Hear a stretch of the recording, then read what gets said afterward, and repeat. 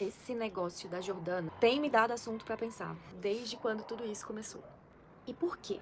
A gente normalmente não reconhece as nossas sombras.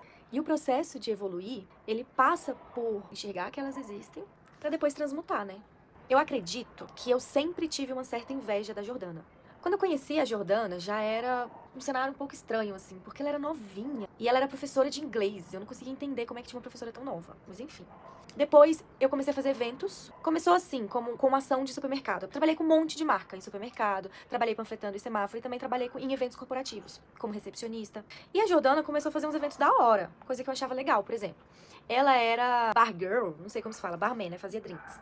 E aí ela fazia uns eventos massa. E aí eu mandava mensagem: Jordana, me indica, me ajuda aí, como é que eu faço pra conseguir uns eventos desse? E aí depois ela começou a fazer publicidade. E o crescimento da Jordana foi muito rápido. Pra mim, ao meu ponto de vista, do ponto de uma pessoa que tá olhando de fora. Porque teve a pandemia, ela começou a gravar aqueles vídeos do TikTok. De repente, ela já tava com um monte de seguidor. Aí ela começou a fazer trabalhos como modelo.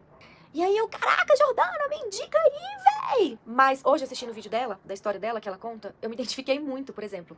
Ela começou a carreira dando aula de inglês e depois foi pra essa parte jurídica, mas ela sempre gostou de tirar foto, de aparecer em câmera. Eu sempre gostei também dessa coisa de aparecer, de tirar foto e não sei o que, nananã, de me aparecer bonita.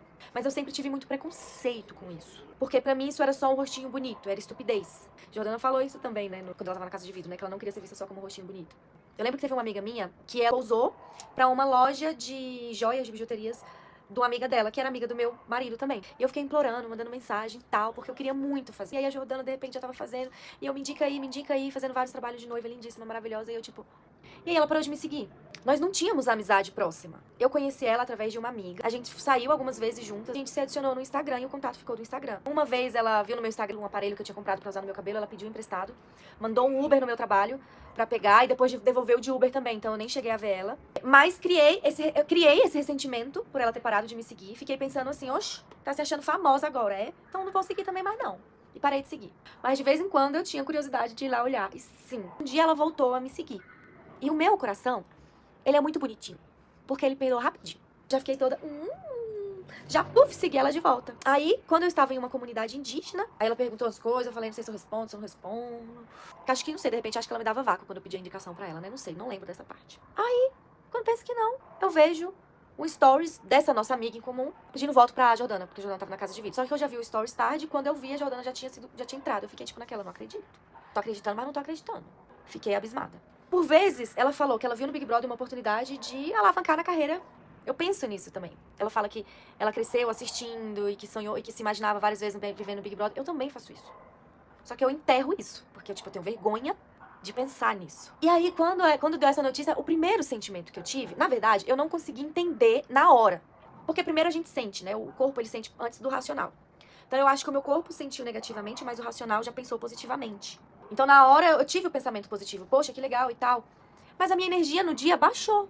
Normalmente a gente não associa. A gente não entende o que tá acontecendo. Mas depois de algumas horas, eu percebi que eu tava meio pra baixo, que eu tava meio tristinha, que eu tava meio assim. Então é um sentimento de inveja. Poxa, queria ser eu estar entrando no Big Brother hoje. Mas ao mesmo tempo com uma cobrança de... Mas por que você não fez nada? Olha, poderia ser você, mas você não fez nada? E aí eu entendi esse movimento. E aí eu precisei dar uma... E vim com o racional falando, não, tipo, não quero me sentir assim. Não é esse o sentimento que eu quero carregar. E nesse mesmo dia, já pro final do dia, eu já estava me sentindo empolgada por ela. Tipo, Jordana, como se tudo isso que aconteceu pra trás nunca tivesse existido, sabe? Como se ela nunca tivesse parado de me seguir. Como se nunca houvesse tido ao longo do tempo esse sentimento. Imagina, uma pessoa que você parou de seguir você de volta, e que de vez em quando entra no seu Instagram pra te ver. É uma recalcada.